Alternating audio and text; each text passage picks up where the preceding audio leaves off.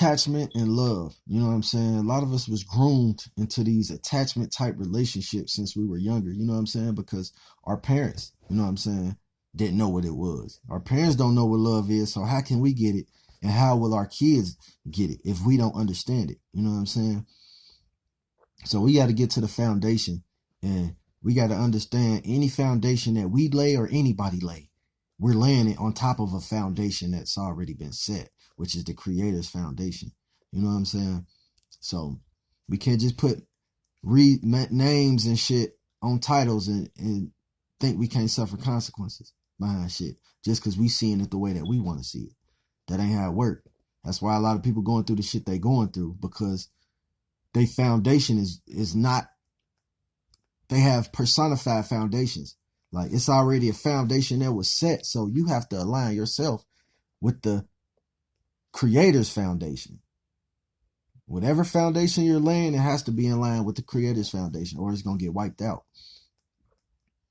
So we all have to keep each other in mind. The fact that we don't keep each other in mind, we suffer. Because anything that you do, that I do, it's affecting somebody on a bigger scale. Anything that we do solely affects everything wholly.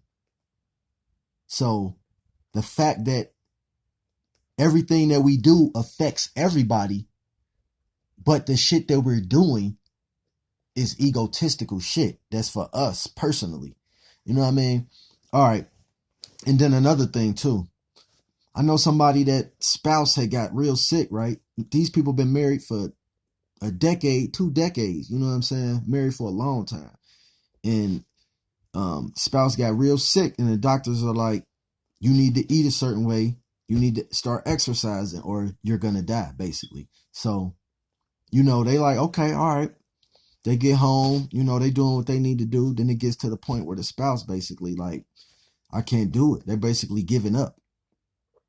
So the partner, you know, they like, you know, maybe I just need to step it up.